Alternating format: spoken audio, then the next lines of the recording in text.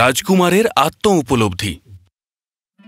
অনেকদিন আগে গুয়েনল রাজ্যে থাকতেন রাজকুমার গুয়েন এবং তার ছোট বোন রাজকুমারী গুয়েন্ডোলিন।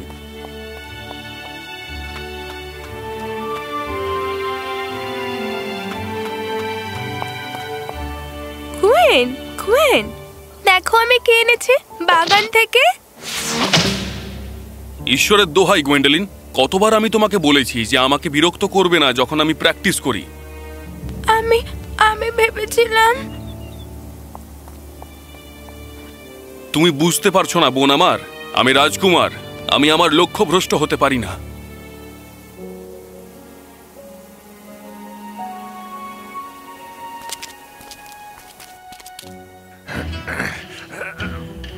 জঙ্গলে গিয়ে ক্যাম্প করে অনেক মজা হয়েছে ঠিকই, কিন্তু আমরা অনেক দেরি করে ফেলেছি। রাজকুমার, দৌড়ে গিয়ে প্র্যাকটিসে যাও আর বলো তুমি ঘুমিয়ে পড়েছিলে। রাজকুমার গোয়েন, সুপ্রভাত মাস্টার। রিঙে যাও এখনই।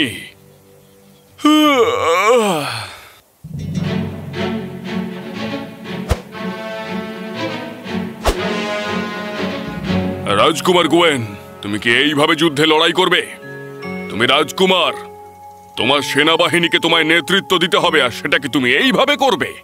তুমি তো দায়িত্ব নিয়ে এই পুরো দেশটাকে ভুলুণ্ঠিত করে ছাড়বে দেখছি।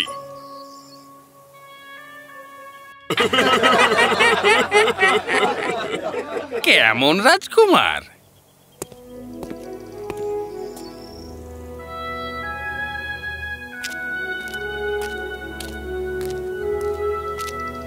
ওই দৃষ্টি আর বাবার মুখে ওই দুশ্চিন্তার ভ্রুকুটি। বোন, একজন রাজকুমারের জন্য এর থেকে বেশি দুঃখ আর অপমান কিছু হতে পারে না। কেমন রাজকুমার? যেহেতু রাজকুমার তার খারাপ অতীত সম্পর্কে ভাবছিল, যেটা সে জানতো না সেটা হলো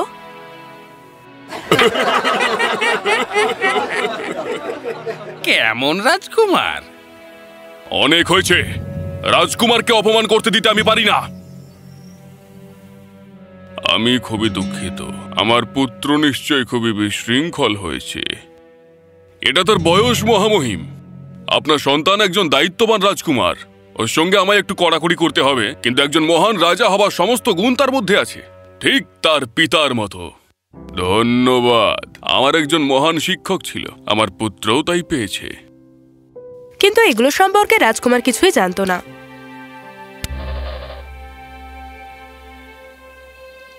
ও, তুমি জানো না গুয়েন কিভাবে শুট করে?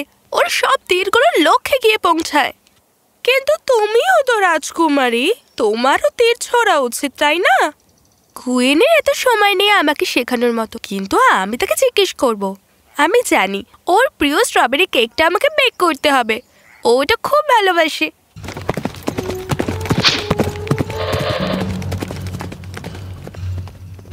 মনোযোগ দাও, মনোযোগ দাও রাজকুমার গোয়েন। কেমন রাজকুমার? দুঃখিত মাস্টার, আমি আরেকবার চেষ্টা করছি।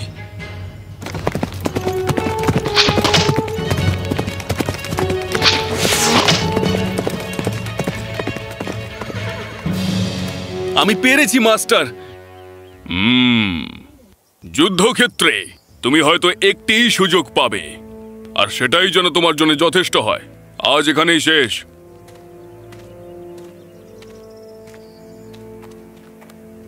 গুয়েন, শুটটা দারুণ ছিল। আর যেভাবে তুমি হর্স রাইড করো, তুমি কি আমাকে শেখাবে এটা?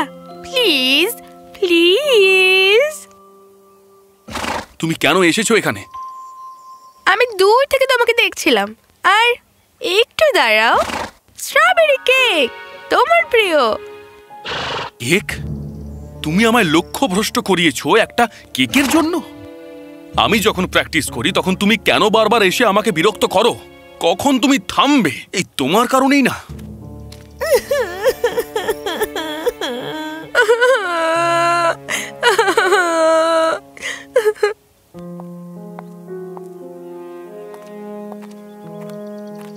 শোনা, কি হয়েছে?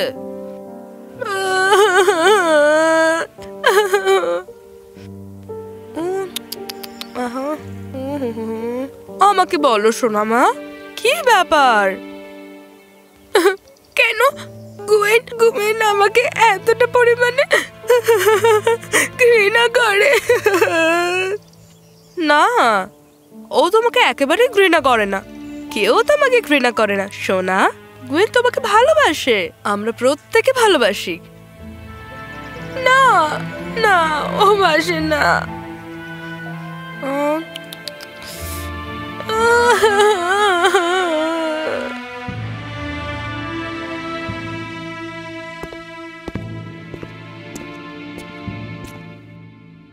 ও কেমন আছে? কাল রাত থেকে ও প্রচন্ড কাজ ছিল, খুব খারাপ ব্যাপার। ও বেশি কিছু বলেনি, কিন্তু কোনো একটা বিষয়ে খুব আঘাত পেয়েছে। আমি কথা বলবো গুয়েনের সঙ্গে।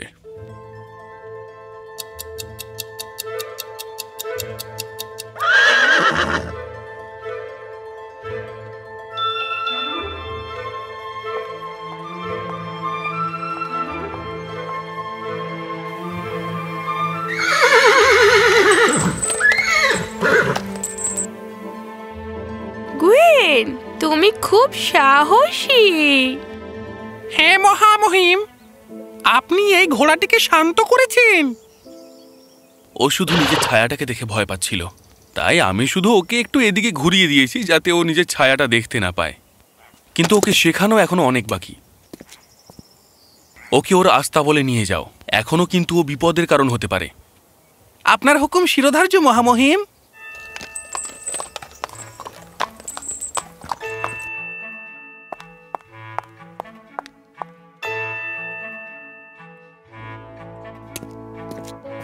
গুয়েন, বলুন বাবা। তোমার তীর্থযাত্রার প্রস্তুতি কি রকম? হ্যাঁ, সবই ঠিক আছে বাবা। আমরা আগামীকাল পেরোলেই রওনা দেব। প্রত্যেক রাজা বা রাজকুমারদের অবশ্যই তার দেশ ঘুরে তার প্রজাদের চেনা উচিত। এভাবেই প্রজারা তার রাজাকে চিনতে পারে আর রাজা তাদের বিশ্বাস অর্জন করেন। আমি আপনার কথা বুঝেছি বাবা। আমি আর আপনাকে আশাহত করব না, কথা দিচ্ছি। আমি জানি তুমি করবে না, কিন্তু কিন্তু তোমার বোন, সে তোমার ওপর খুব মন খারাপ করে আছে। মন খারাপ? যাও কথা বলো গুয়েন।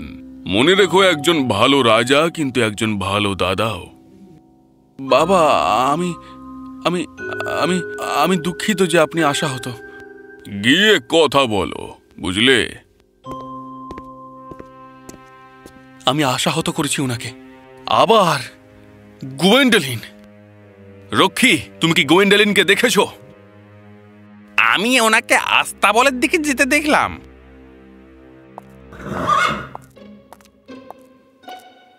এই হয়েছে, তুমি তো সে যাকে আমার দাদা আজ ট্রেন করেছে।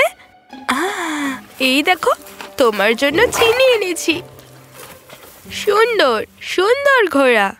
আমি গুয়েনের কাছে যাচ্ছি এখন রাইড শিখতে। আমি নিশ্চিত ও আমাকে শেখাবে। এইটা কি? তুমি কি ভাবছো রেগে যাবে? না, আমি কাল একটু বোকার মতো কাজ করেছি। ও কাল প্র্যাকটিস করছিল, আমার ওকে বিরক্ত করা উচিত হয়নি। ওটা আমার দোষ, গুয়েনের নয়। হ্যাঁ, আমার যাওয়া উচিত আর গিয়ে মার বাবাকে বলা উচিত। যেতেই হবে। গোয়েন্ডালিন, গোয়েন্ডালিন, কোথায় তুমি? গুয়েন, এখানে। আমি জানতে চাইছিলাম। কি বলেছো তুমি মা বাবাকে? কি কি কি বলেছো তুমি ওনাদেরকে? এদিকে আমি দিবারাত্র চেষ্টা করছি একজন ভালো রাজপুত্র হতে, আর তুমি গিয়ে ওনাদের কানে বিষ ঢালছো। তুমি কেন চাও যে সবাই আমার দিকে নিরাশার চোখে তাকাক? কেন গোয়েন্ডালিন? গুয়েন, আমি তুমি কেন আমাকে একা ছেড়ে দিচ্ছ না? আমাকে একটু একা ছেড়ে দাও। গুয়েন, ঠিক আছে, যদি তুমি আমাকে একাই ছেড়ে দিতে চাও তাহলে তোমাকে আমার প্রয়োজন নেই। এখন না, আমি কাল সকালে তোমাকে নিয়ে রাইডে যাব নিজে থেকে। যখন প্রত্যেকে গুয়েনকে নিয়ে ব্যস্ত থাকবে ঠিক সেই সময় আমরা পেছনের দরজা দিয়ে বেরোবো। অনেক শুভ কামনা পুত্র। আমি আমি আপনাকে আশাহত করব না বাবা। আমি জানি। গোয়েন্ডালিন কোথায়? এখানেই কোথাও আছে হয়তো।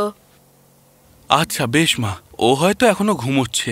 আমার বোধহয় এবার যাওয়া উচিত এখন। ওর জন্য ভালো কিছু নিয়ে এসো, ঠিক আছে? অবশ্যই মা। এইভাবেই রাজকুমার গোয়েন তার ভ্রমণে বেরিয়ে গেল। আর যখন সবাই থেকে বিদায় জানাচ্ছিল, গোয়েন্ডালিন ঘোড়ার কাছে গেল এবং তার উপর বসে পড়ল। চলো হর্সে, এবার আমাদের যাওয়া উচিত।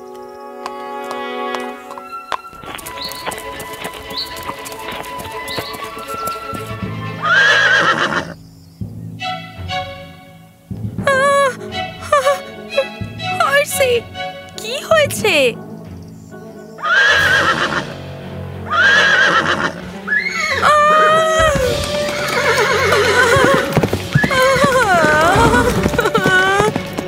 এর মধ্যে রাজকুমার গোয়েন শহরের মাঝে একটা ক্যাম্প তৈরি করেছিল তার রাজ্যের ভেতরেই। তখন সে একটা বার্তা পেল। কি? রাজকুমার মহামহিম, কি হয়েছে? আমাদের ফিরে যাওয়া প্রয়োজন এক্ষুনি।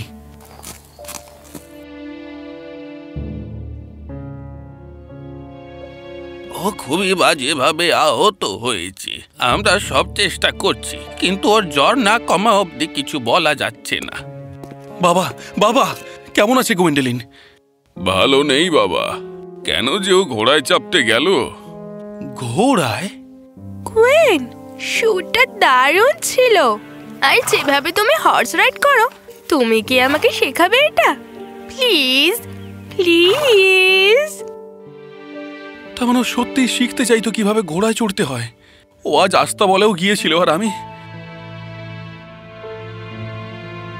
গোয়েন, আমি আমি কেন তুমি আমাকে একটু একা ছেড়ে দিচ্ছ না? একটু একা ছাড়ো আমাকে। এটা এটা আমারই ভুল বাবা। যখন আমি জানলাম ও আমার ব্যাপারে আপনার কাছে নালিশ করেছে, আমি রেগে গিয়েছিলাম। নালিশ করেছে তোমার ব্যাপারে? গোয়েন্ডালিন কখনো নালিশ করে না তোমার ব্যাপারে। সে শুধু বলেছিল যে তুমি তাকে ভালোবাসো না। আর তুমি যাওয়ার আগের দিন সকালে ও আমার কাছে এসেছিল আর বলল, মা, গুড মর্নিং সোনা। মা, তুমি ভুলেছো আমি গোয়েনের ব্যাপারে যা বলেছি। আসলে প্র্যাকটিসের সময় ওকে বিরক্ত করলে ও খুব রেগে যায়, আর আমি ওকে বিরক্ত করেই যেতাম। আমার খুব ভালো লাগে যখন ও শুট করে, রাইড করে আর খেলে। কিন্তু এটা আমার দোষ। আমার তোমাকে কিছু বলা উচিত হয়নি। কোনো ব্যাপার না সোনা, তোমার দাদাকে নিয়ে তুমি খুব গর্বিত। ও তো আমার হিরো। আর আমার মনে হয় আমি ওকে আর বিরক্ত করব না। তো ও ভেবেছিল যে আমি ওকে ভালোবাসি না। তুমি আমায় লক্ষ্যভ্রষ্ট করিয়েছো একটা কেকের জন্য। আমি যখন প্র্যাকটিস করি তখন তুমি কেন বারবার এসে আমাকে বিরক্ত করো? কখন তুমি থামবে? এই তোমার কারণেই না? হ্যাঁ, অবশ্যই তাই ভাববে। কেন যে আমি সবসময় সবাইকে আশাহত করি। আশাহত করো? কি বলতে চাইছো? সেই তীরন্দাজির দিনে আর শিষ্য, তুমি আমার সেরা ছাত্রদের মধ্যে একজন, কিন্তু আমি তোমার শিক্ষক। তুমি শুধু একজন ছাত্র নও, তুমি ভবিষ্যতের রাজা। অবশ্যই আমি তোমাকে আত্মতুষ্টি দিতে পারি না এক সেকেন্ডের জন্য, কিন্তু আমায় বলতেই হচ্ছে যে আমি কখনো তোমার উপর আশাহত হইনি। কি? প্রত্যেক ছাত্রকেই তার শিক্ষকরা বকাঝকা করেন এবং সন্তানকে তার মাতা পিতারা। এটাই জীবনের নিয়ম। আমি কখনো তোমার ওপর আশাহত হইনি এখনো অবধি। আমি শুধু নিখুঁত হতে চেয়েছিলাম। নিখুঁত? তুমি নিজে নিখুঁত হতে চাওনি। তুমি চেয়েছো আমরা দুজন যেন তোমাকে নিখুঁত মনে করি। আর এটা তোমার ইগো সোনা।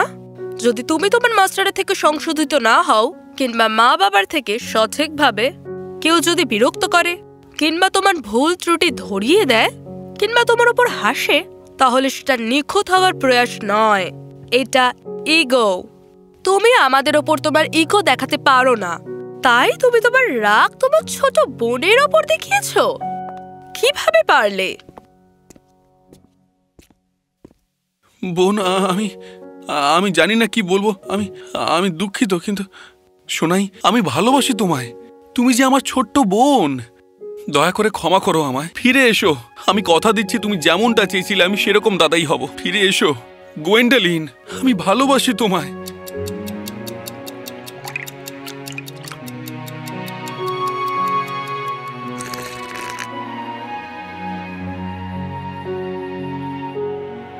জ্বর কমেছে, ওর জ্বর কমেছে। তার মানে ওর কোনো ইনফেকশন হয়নি। ও ঠিক হয়ে যাবে। আমাদের রাজকুমারী অনেক সাহসী, আমাদের রাজকুমারী বলে কথা। গোয়েন্ডালিন, তুমি ফিরে এসেছো। সোনাই, তুমি ফিরে এসেছো। কোয়েন, তুমি তুমি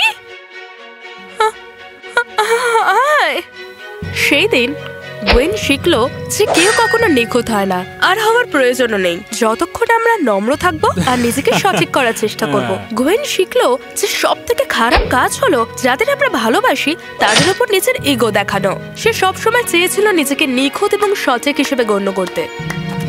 যখন রাজকুমার গোয়েন নিজের ইগো ত্যাগ করলো, সে অনেক বেশি খুশি হলো, এবং যখন সে খুশি হলো সে প্রায় নিখুঁত রাজকুমার, ছাত্র, তীরন্দাজ, যোদ্ধা এবং দাদা